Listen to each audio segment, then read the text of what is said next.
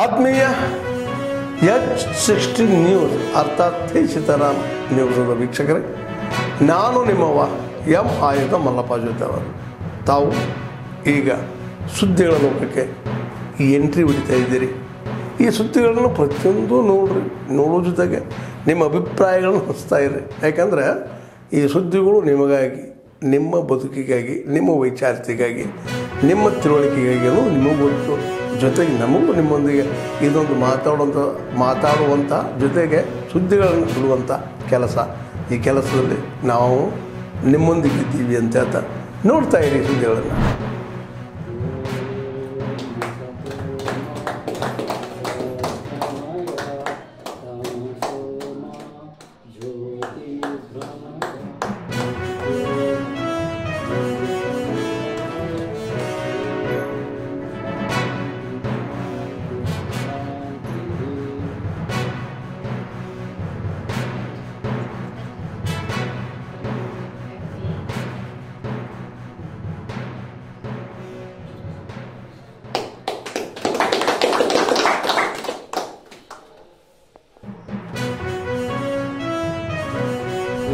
June July ಈ ಭಾಗದಲ್ಲಿ June ಮತ್ತು ಜುಲೈ ಪ್ರಾಕ್ಟೀಸ್ ಮಾಡ್ತೀವಿ. 12 ತಿಂಗಳಲ್ಲಿ ನಮ್ಮ ಕಬ್ಬು ಕಟಾವಾದರೆ ಅದು ನಮ್ಗೆ ಒಂದು ಒಳ್ಳೆ ಶುಗರ್ ರಿಕವರಿನೂ ಬರುತ್ತೆ, ಕಬ್ಬಿನ ತೂಕನೂ ಬರುತ್ತೆ, ಮತ್ತು ಅದು ನಮ್ಮ ರೈತರಿಗೆ ಅನುಕೂಲ ಆಗಂತ ಸಮಯ. ಆ ದೃಷ್ಟಿಯಿಂದ ಇದುವರೆಗೂ ಆ ಪದ್ಧತಿ ನಡ್ಕೊಂತ ಬಂದಿತ್ತು. ಆದರೆ ಏಕಾಏಕಿ ಸರ್ಕಾರ ಈಗ ನವೆಂಬರ್ 1ರಿಂದ ನಮ್ಮ ಕಾರ್ಖಾನೆ ಶುರು ಮಾಡಿ ಅಂತ ಹೇಳ್ತಾರೆ.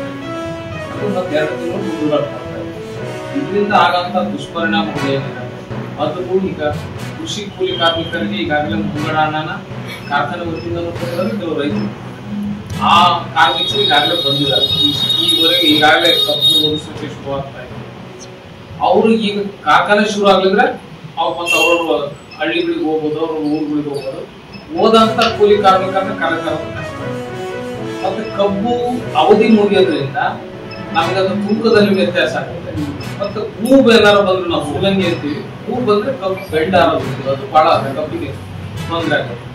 ಆ ದೃಷ್ಟಿಯಿಂದ ಕೂಡಲೇ ನಮ್ಗೆ ಅಕ್ಟೋಬರ್ 1ನೇ ವಾರದಲ್ಲೇ ಕಾರ್ಖಾನೆ ಆರಂಭಿಸ್ಲಿಕ್ಕೆ ಅನುಮತಿ ಕೊಡಿ ಅಂತ ಕಬ್ಬು ಬೆಳೆಗಾರ ಸಂಘದ ವತಿಯಿಂದ ಸಕ್ಕರೆ ಆಯುಕ್ತರಿಗೆ ಕಳೆದ 15 ದಿವಸಗಳ ಪತ್ರ ಕೊಟ್ಟಿದ್ವಿ. ಅವ್ರು ಸರ್ಕಾರಕ್ಕೆ ಪತ್ರ ಕೊಟ್ಟಿದ್ರು, ನಮ್ಗೆ ಮಾಡಿ ಬಟ್ ಈ ಸರ್ಕಾರದ ಹಂತದಲ್ಲಿ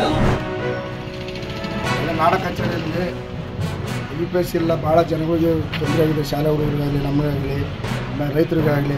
ಆಮೇಲೆ MLA ಸಾಹೇಬ್ರಿಗೆ ಗಮನಕ್ಕೆ ಹೋಗಿಲ್ಲ, ನಮ್ಮ ಕ್ಷೇತ್ರದ MLA ಗಮನಕ್ಕೆ ಹೋಗಿಲ್ಲ. ಆಮೇಲೆ ಇವಾಗ ಯಾರು ನಮ್ಮ ತಹಸೀಲ್ದಾರ್ ಸಾಹೇಬ್ರಿಗೆ ಹೇಳಿದರೆ ಹೊಸ ಬಿಲ್ಡಿಂಗ್ ಆಗಲಿ ಅಂತಾರೆ. ಅದನ್ನು ಗುದ್ಲಿ ಪೂಜ ಶೀಘ್ರದಲ್ಲಿ ಆಗುತ್ತೋ ಇಲ್ಲ ಗೊತ್ತಿಲ್ಲ.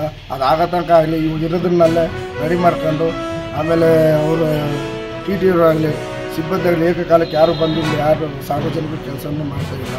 ಅದಕ್ಕೆ ಸಾಹೇಬ್ರಿಗೆ ಗಮನಕ್ಕೆ ಹೋಗಿತ್ತೋ ಗೊತ್ತಿಲ್ಲ, ಯಾರೋ ನಮ್ಮ ತಹಸೀಲ್ದಾರ್ ಸಾಹೇಬರಿಗೂ ಅಥವಾ ನಮ್ಮ MLA ಕ್ಷೇತ್ರದ MLA ಗಮನಕ್ಕೆ ಹೋಗಿತ್ತೋ ಇಲ್ಲ ಗೊತ್ತಿಲ್ಲ. ಆದಷ್ಟು ಜಲ್ದಿ ಇವಾಗ ಬೇಸಿಗೆ ಬಂತು, ಕರೆಂಟು ನಮ್ಮ ಟೈಮ್ ಸರ್ಗೆ ಬರಲ್ಲ. ಅದಕ್ಕೆ UPS ಇದು ಗಮನಕ್ಕೆ ಇಲ್ಲ ಅಂತ ಕೇಳ್ಕೊಂಡು ಸಾರ್ವಜನಿಕ ಇವಾಗ ಹೆಚ್ಚು ಕಮ್ಮಿ ಒಂದು 30-40 ಹಳ್ಳಿ ಅನ್ನೋದಕ್ಕಿಂತ ನಮ್ಮ ಹುಬ್ಬಳ್ಳಿ ಹೋಬಳಿ ಲಿಸ್ಟ್ ಹಳ್ಳಿ ಬರ್ತವೆ, ಅಷ್ಟು ಜನ ಬಂದು ವಾಪಸ್ ಹೋಗ್ಬೇಕು. ಸಾರ್ವಜನಿಕರು ಅಳ್ದಾಡೋದನ್ನು ಒಂದು ಸ್ವಲ್ಪ ತಪ್ಪಿಸಿ ಗಮನಕ್ಕೆ, ಎಲ್ಲರೂ ಅಲ್ಲಿಂದ ಹುಬ್ಬಳ್ಳಿಯಿಂದನೂ ಬರ್ತಾರೆ, ಬೆಟ್ಕಡೂರಿಂದನೂ ಬರ್ತಾರೆ. ಅದೆಲ್ಲ ತಪ್ಪಿಸ್ಬೇಕಾದ್ರೆ ಇಲ್ಲಿ ಸ್ವಲ್ಪ ಉಸ್ತುವಾರಿ ಏನಾಗಿತ್ತು ನಮ್ಮ ತಹಸೀಲ್ದಾರ್ ಸಾಹೇಬರಾಗಲಿ, ನಮ್ಮ ಕ್ಷೇತ್ರದ MLA ಸಾಹೇಬರಾಗಲಿ ಒಂದು ಸ್ವಲ್ಪ ಗಮನಕ್ಕೆ ತಗೊಂಡು ಅದೇನಾಗಿದೆ ಒಂದು ಸ್ವಲ್ಪ ಪ್ರಾಬ್ಲಮ್ಮು ನಾಡ ಕಚೇರಿ ಹೊಸದಾಗೋ ತನಕ ಇವಾಗ ಇರೋದನ್ನ ಸ್ವಲ್ಪ ಕಾರ್ಯರೂಪಕ್ಕೆ ತರಿಸಿ ಎಲ್ಲ ಸಾರ್ವಜನಿಕರು ಒಂದು ಸ್ವಲ್ಪ ಕೆಲಸ ಕಾರ್ಯಗಳಾಗಂಗೆ ಕೇಳ್ಕೊತ ಇದ್ದೀವಿ. ಮತ್ತು ಇದನ್ನೇ ರಿಪೀಟ್ ಆಗಬಾರ್ದು, ಹಂಗಾಗಿ ಕೇಳ್ಕೊತ ಇದ್ದೀವಿ. ಆದಷ್ಟು ಜಲ್ದಿ ಮಾಡಿಕೊಡೋಕ್ಕಂತ ವ್ಯವಸ್ಥೆ ಕೇಳ್ಕೊತೀವಿ.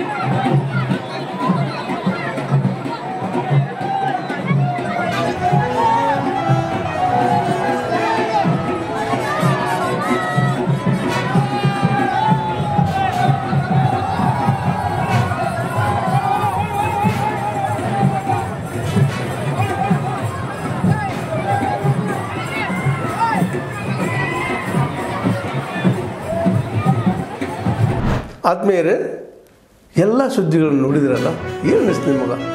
ಇದರಲ್ಲೇ ನಿಮ್ಗೆ ಲೈಕ್ ಆಗಿರ್ಬೋದು, ಡಿಸ್ಲೈಕು ಆಗಿರ್ಬೋದು, ಕಾಮೆಂಟ್ ಬೇಡಪ್ಪ ಅಂತೂ ಅನಿಸಿರ್ಬೋದು, ಕಾಮೆಂಟ್ ಮಾಡಬೇಕಪ್ಪ ಅನಿಸ್ಬೋದು, ಶೇರ್ ಮಾಡಬಾರ್ದಪ್ಪ ಅನಿಸಿರ್ಬೋದು, ಅಥವಾ ಮಾಡಬೇಕು ಅನಿಸಿರ್ಬೋದು. ಏನಾದರೂ ಆಗಲಿ ಶೇರ್ ಮಾಡ್ತಾಯಿರಿ, ಈ ನ್ಯೂಸ್ಗಳನ್ನ ಹಂಚ್ತಾ ಇರಿ, ಜೊತೆಗೆ ಇದಕ್ಕೆ ಸಬ್ಸ್ಕ್ರೈಬ್ ಆಗ್ತಾಯಿರಿ ಅಂತ ಹೇಳ್ತಾ H16 ನ್ಯೂಸ್ ಅರ್ಥಾತ್ ಹೇ ಸೀತಾರಾಮ್, ಇದು ಸತ್ಯದ ಕೈಗೆ ನಡಿ. ವಂದನೆಗಳು.